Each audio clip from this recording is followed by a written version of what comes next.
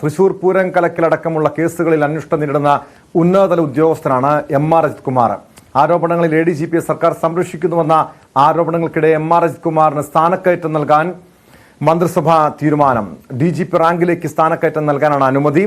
എം.ആർ. Ajith കുമാറിനൊപ്പം Suresh Raj പുരോഹിതും DGP ആകും. Screening കമ്മിറ്റിയുടെ ശുപാർശ മന്ത്രിസഭ അംഗീകരിക്കുകയായിരുന്നു. വിശദാംശങ്ങളുമായി വി വിനോദ് ചേരുന്നുണ്ട്. വിനോദ്, തൃശൂർ പൂരം കലക്കിലടക്കം RSS നേതാക്കളുമായുള്ള കൂടിക്കാഴ്ച, മറ്റ് അദ്ദേഹത്തിന്റെ വലിയ ആഡംബര വസതിയുടെ നിർമ്മാണം, സ്വർണ്ണക്കടത്ത് സംഘങ്ങളുമായിട്ടുള്ള ബന്ധം, അങ്ങനെ ഗുരുതരമായിട്ടുള്ള പല ആരോപണങ്ങളും അടിക്കടി ഉയർന്നു വരുന്നു.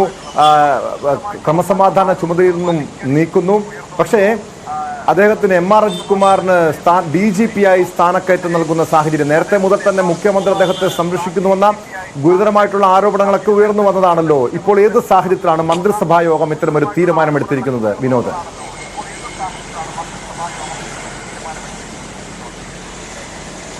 ടോം, ഇതിൽ സ്ക്രീനിംഗ് കമ്മിറ്റിയുടെ ശുപാർശയാണ് ഇപ്പോൾ മന്ത്രിസഭാ യോഗം അംഗീകരിച്ചിരിക്കുന്നത്. ചീഫ് സെക്രട്ടറി, ഹോം സെക്രട്ടറി, അതോടൊപ്പം തന്നെ DGP എന്നിവർ ഉൾപ്പെടുന്നതാണ് ഈ സ്ക്രീനിംഗ് കമ്മിറ്റി. സ്വാഭാവികമായും DGP തസ്തികയിലേക്ക് അദ്ദേഹത്തിന് സ്ഥാനക്കയറ്റം നൽകുക എന്നതാണ്. സാധാരണ നിലയിൽ കേഡർ തസ്തികയിലും അല്ലാതെ ഉള്ള തസ്തികകളിലേക്കും DGP സ്ഥാനക്കയറ്റം ഉണ്ടാകാറുണ്ട്.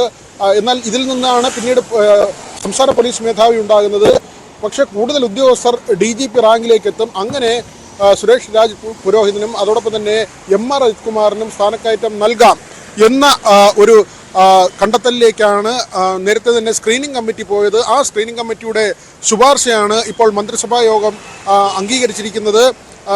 ടോം സൂചിപ്പിച്ചതുപോലെ തന്നെ വലിയ വിവാദങ്ങൾ നിലനിൽക്കുന്ന ഒരു സാഹചര്യമുണ്ട്. ത്രിതല അന്വേഷണം നടക്കുകയാണ്. DGP-യുടെ തന്നെ അന്വേഷണം ഒരു വശത്ത് നടക്കുന്നു. അനധികൃത സ്വത്ത് സമ്പാദന പരാതിയിൽ വിജിലൻസിന്റെ അന്വേഷണം എം.ആർ. അജിത് കുമാറിനെതിരെ നടക്കുകയാണ്. നേരത്തെ ലോ ആൻഡ് ഓർഡർ ADGP സ്ഥാനത്ത് നിന്ന് എം.ആർ. അജിത് കുമാറിനെ മാറ്റിയത് തന്നെ CPI-യുടെ കടുത്ത എതിർപ്പിനെ തുടർന്നാണ്. അങ്ങനെയുള്ള ഒരു സാഹചര്യം നിലനിൽക്കുമ്പോഴാണ് അദ്ദേഹത്തിന് DGP-ആയി സ്ഥാനക്കയറ്റം നൽകുന്നത്. നേരത്തെ തന്നെ മുഖ്യമന്ത്രിക്ക് നേരെ വലിയ വിമർശനങ്ങൾ ഉയർന്നു വന്നതാണ്. എം.ആർ. അജിത് കുമാറിനെ വഴിവിട്ട് സഹായിക്കുന്നു, കടുത്ത ആരോപണങ്ങൾ ഉയർന്നിട്ടും RSS നേതാക്കളുമായുള്ള കൂടിക്കാഴ്ച നടത്തിയിട്ടും എം.ആർ. അജിത് കുമാറിനെ തൽസ്ഥാനത്ത് നിന്ന് മാറ്റുന്നില്ല എന്നതായിരുന്നു വലിയ ആരോപണം മുഖ്യമന്ത്രിക്ക് നേരെ ഉയർന്നത്. പിന്നീട് DGP-യുടെ പ്രാഥമിക റിപ്പോർട്ട് വരികയും ഇതിൽ തൃശൂർ പൂരം നടക്കുന്ന സമയത്ത് എം.ആർ. അജിത് കുമാർ അവിടെ ഉണ്ടായിട്ടും ആ വിഷയം പരിഹരിക്കുന്നതിന് ഇടപെട്ടില്ല. മാത്രമല്ല RSS നേതാക്കളുമായുള്ള കൂടിക്കാഴ്ച അത് എന്തിനു വേണ്ടിയായിരുന്നുവെന്ന് കണ്ടെത്താൻ സാധിച്ചിട്ടില്ല തുടങ്ങിയ കണ്ടെത്തലോടുകൂടി, അങ്ങനെയുള്ള കുറിപ്പുകളോടുകൂടിയാണ് DGP-യുടെ റിപ്പോർട്ട് മുഖ്യമന്ത്രിക്ക് മുന്നിലേക്ക് എത്തുന്നത്. പിന്നീട് CPI-യുടെ ഭാഗത്തു നിന്നുള്ള ശക്തമായ പ്രതിഷേധം, M R. Ajith Kumar law and order ADGP സ്ഥാനത്ത് തുടരുന്നതിൽ CPI ഉയർത്തിയ എതിർപ്പ്, ഇതെല്ലാം കൂടി പരിഗണിച്ചാണ് പിന്നീട് അദ്ദേഹത്തെ ആ സ്ഥാനത്ത് നിന്ന് മാറ്റുന്നത്. അവിടെയും ശ്രദ്ധിക്കേണ്ട അല്ലെങ്കിൽ കാണേണ്ട ഒരു കാര്യം സസ്പെൻഷനിലേക്ക് പോയില്ല എന്നാണ്. എം.ആർ. അജിത് കുമാറിനെതിരെ റിപ്പോർട്ടുണ്ടായിട്ടും സസ്പെൻഷനിലേക്ക് പോയില്ല എന്നത് തന്നെയാണ്. ഈ അന്വേഷണങ്ങൾ ഇപ്പോൾ നടക്കുമ്പോഴും എം.ആർ. അജിത് കുമാറിനെതിരെ FIR രജിസ്റ്റർ ചെയ്തിട്ടില്ല. അതോടൊപ്പം തന്നെ അദ്ദേഹത്തിനെതിരെ ഏതെങ്കിലും കോടതികളിലും കേസില്ല. ഈ ഒരു കാര്യം പരിഗണിച്ചാകണം സ്ക്രീനിംഗ് കമ്മിറ്റി സ്ഥാനക്കയറ്റത്തിന് തടസ്സമില്ല എന്ന ശുപാർശ സർക്കാരിന് നൽകിയത്. ആ ശുപാർശ ഏതായിരുന്നാലും മന്ത്രിസഭാ യോഗം അംഗീകരിക്കുന്നു. വിജിലൻസ് അന്വേഷണത്തിൽ ഈ അനധികൃത സ്വത്ത് സമ്പാദനവുമായി ബന്ധപ്പെട്ട കാര്യങ്ങളാണ്. പ്രത്യേകിച്ച് കവടിയാറിൽ വലിയ വീട് നിർമ്മിക്കുന്നു, അതിനുള്ള സാമ്പത്തിക സ്രോതസ് എവിടെ നിന്നുള്ള ചോദ്യമാണ് പ്രധാനമായും ഉയരുന്നത്. മറ്റൊന്ന് 36 ലക്ഷം രൂപയ്ക്ക് വാങ്ങിയ ഫ്ളാറ്റ് തൊട്ടടുത്ത ആഴ്ച ഇരട്ടി വിലയ്ക്ക് വിറ്റു. ഇത് കള്ളപ്പണം വെളുപ്പിക്കുന്നതിന് വേണ്ടിയാണ്. ഇതെല്ലാം തന്നെ PV അൻവറിന്റെ ആരോപണങ്ങളായി ഉയർന്നു വന്നതാണ്. ഈ കാര്യങ്ങളെല്ലാം നിൽക്കുമ്പോഴാണ് ഇപ്പോൾ DGP-ആയി എം.ആർ. അജിത് കുമാറിന് സ്ഥാനക്കയറ്റം നൽകാനുള്ള മന്ത്രിസഭാ യോഗത്തിന്റെ തീരുമാനം ഉണ്ടായിരിക്കുന്നത്. ടോം,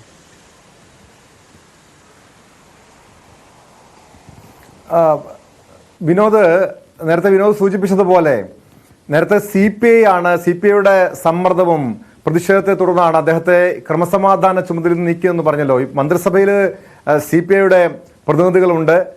ഘടകകക്ഷികളുടെ ഭാഗത്തു നിന്നും ഈ രീതിയിലുള്ള യാതൊരു എതിർപ്പും മന്ത്രിസഭാ യോഗത്തിനിടെ ഉണ്ടായില്ലേ?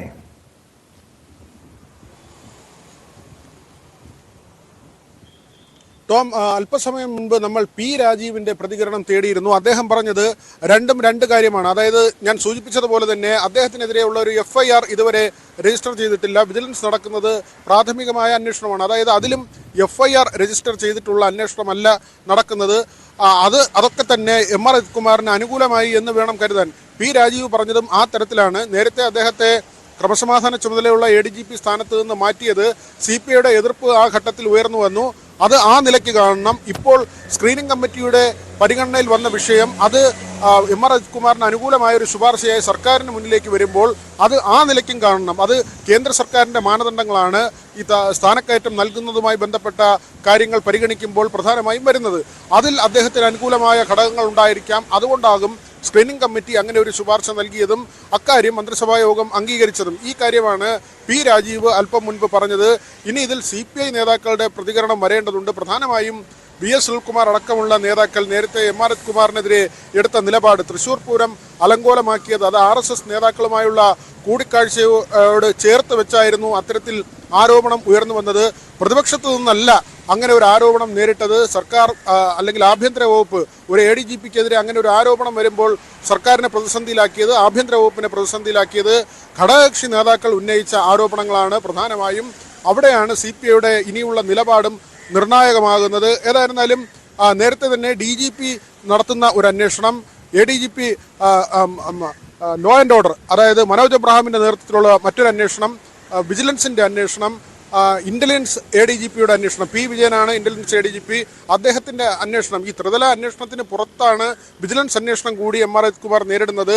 പി വിജയന്റെ കാര്യം പോലും നമ്മൾ പരിശോധിച്ചാൽ നേരത്തെ MR അജിത് കുമാർ നൽകിയ ഒരു റിപ്പോർട്ടിന്റെ അടിസ്ഥാനത്തിലായിരുന്നു പി വിജയൻ സസ്പെൻഷനിലായതും അദ്ദേഹത്തിന് ADGP സ്ഥാനം ലഭിക്കുന്നതിന് കാലതാമസമുണ്ടായതും. പിന്നീട് IG ആയിരുന്ന അദ്ദേഹം ADGP ആയി. അദ്ദേഹം ഇന്റലിജൻസിന്റെ തലപ്പത്ത് വരുന്നു. അപ്പോൾ അദ്ദേഹത്തിനാണ് MR അജിത് കുമാറിനെതിരെയുള്ള ഒരു അന്വേഷണം നടത്താനുള്ള ചുമതല വന്നു ചേർന്നത്. അതും നമ്മൾ ചേർത്ത് വെക്കേണ്ടതാണ്. പക്ഷേ പി വിജയന് വന്ന നിലയിലേക്കല്ല, അല്ലെങ്കിൽ പി വിജയൻ നേരിട്ട സ്ഥിതിയല്ല ഇപ്പോൾ MR അജിത് കുമാർ നേരിടേണ്ടി വരുന്നത്. അദ്ദേഹം സസ്പെൻഷനിലായിട്ടില്ല, അദ്ദേഹത്തിനെതിരെ FIR രജിസ്റ്റർ ചെയ്തിട്ടില്ല. അതുകൊണ്ട് തന്നെ അദ്ദേഹത്തിന് അനുകൂലമായ സാഹചര്യം ഇപ്പോൾ ഉരുത്തിരിഞ്ഞു. പി വിജയന്റെ കാര്യത്തിലാകട്ടെ അദ്ദേഹത്തിന് ADGP ആകാൻ വീണ്ടും കാലങ്ങൾ കാത്തിരിക്കേണ്ടി വന്നു. പക്ഷേ MR അജിത് കുമാർ DGP ആകുന്നതിന് മറ്റ് തടസ്സങ്ങളില്ലാത്ത ഒരു സാഹചര്യത്തിലേക്കാണ് കാര്യങ്ങൾ ഇപ്പോൾ എത്തി നിൽക്കുന്നത്. ടോം, അത് തന്നെയാണ് വ്യക്തമായി പരിശോധിക്കേണ്ട വിഷയവും. മന്ത്രിസഭാ യോഗത്തിന്റെ തീരുമാനത്തോട് CPIക്ക് മറ്റു പ്രതിപക്ഷ പാർട്ടികൾക്ക് എതിർപ്പുണ്ടോ എന്ന കാര്യം കൂടി അറിയേണ്ടതാണ്.